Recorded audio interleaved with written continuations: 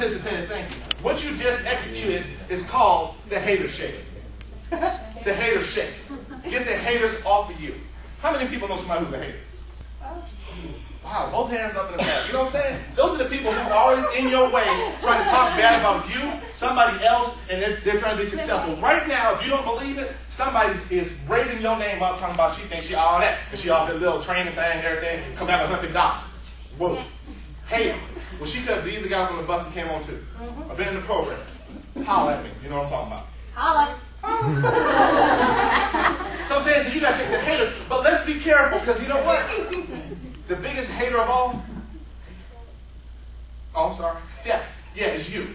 You're your biggest hater. Sometimes internally you have this conversation, you're afraid to move forward, and you find every excuse in the book not to do it. You find every excuse not to go anywhere because you hate. Well, if you do that, they're going to have to ask you to do it again. Dog. I really like doing these things. I really like to draw. But you know what? If I draw, then everybody wants me to draw the little t-shirt, put the little name and design. I won't do all that. I don't even like them. But you get paid. I don't want to do that either. You have to change your mindset of yourself, how you view out to shake the haters, including your own self-hate. That's what's going to hold you back. Forgive yourself for the past, shaking off the haters. Third step, you heard a little bit before, is you need to set SMART goals. SMART goals. Specific, measurable, obtainable, realistic, time-bound. SMART goals. I want to be successful. Okay, get a little bit more with that. Yes. How? You heard it from previous. You got to have a plan. Where are you going to go? How are you going to start? Every job that you are in needs to be a step in the right direction. Everything that you do right now, ladies and gentlemen, when the resumes come out and I get them on the side of my desk and I've seen you've been in programs like this and you're trying to get better at what you do, I'm going to give you a little bit of a look because I respect the effort that you put forth. Don't take lightly that what you're doing now is not going to pay off because it will. But it needs to be in a plan to where you want to go. If you can make your plan, set it down and write it, it becomes reachable. You want to set stretch goals. Nobody know what a stretch goal is? Stand up again. I'll show you what a stretch goal is. I love this. This is great. Oh, come on, please. Superman, stop. All right, I want everybody to reach. Reach a little bit more. One more again. How about a little further? A little further. A little further. Got it? Have a seat. That was actually a speaker trick to keep y'all away for another 10, 15 minutes. But what that was, at the top of that stretch, you feel you go just a little bit further, that's a stretch goal. Just a little bit further than you think you can actually go, and then you go get it. Set your goals and keep moving. Now, the next one you want to do is you want to grant yourself some access. You have to grant yourself access. Allowing you to say, yes, I can go do it. I don't need to ask everybody for permission. I just ask myself, hey, self, what? Can I go do it? Sure, go ahead and knock it out. Because so you don't have that conversation with yourself. You don't. And you need to, because whatever it is you want to try to achieve in life, you can get there, but you have to give yourself access first. Because if you wait on your friends and all the people to say it, those same people that you hang out with, the haters, are not going to give you that permission. Change who you hang out with.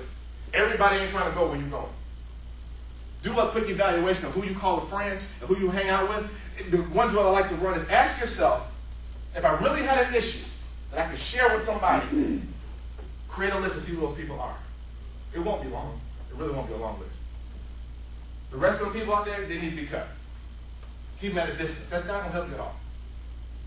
Find out who you hang out with, set SMART goals, and you want to definitely be focused on where it is you want to do. Now, the last piece of this is to begin where you are. Simple. Begin where you are. You cannot go back and start all over. You may go back and try to patch stuff up. I'm sorry for the time I slapped you and cussed you out at the bar and everything. It was really not me. It was the alcohol. But you know what? I apologize. It's not going to change the fact that you took her tooth out of her mouth. All right? That's not going to change anything. It may help you feel a little bit better, you know, but you need to begin where you are. What I'm saying is, ladies and gentlemen, after today, if you feel so moved after this event, you know what? I'm going to take this job real seriously. You what you can. Starting where you are and moving forward is how you need to handle it, because it really doesn't matter what anybody else thinks. It's about you. It is about you. Definitely want to focus on that. Now, as we wrap this down, piece I want to remember is that you have to let yourself go. Do it. Why are you sitting still? Why are you holding yourself back? What are you afraid of?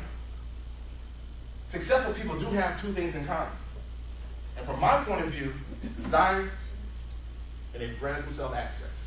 Think about people you know just got out of the box, came to the same street you came from, the same block, and are doing big things. I I didn't grow up in the hood. I grew up in the suburbs of Cleveland, Ohio. But there was a little spot next to my house that every day, at every time of the day, there's certain people that showed up and did the same thing every day. Anybody want to care to guess what it was? You know what it was. They were rolling and going and all that kind of good stuff. And I was never allowed to go across the street. We called it the spot. And the spot was this place where everybody gathered and hung out and did whatever. Some of my biggest playground heroes hung out on the spot. And I, growing up, was watching this because it was right across the street from my house. And I was like in the window. You know, you're looking out. Ooh, is that Mad Dog 4040? That's what I'm talking about. I'm going to hang out with them. I wanted to be over there in the spot because that's where everybody was. One day I got my opportunity. Parents were out of town, about 15, 16. So I ran out across the street, me over there chilling, right? Well, that's how we did it back in the 80s. What's up? What's up? They was looking at each other like, what are you doing over here?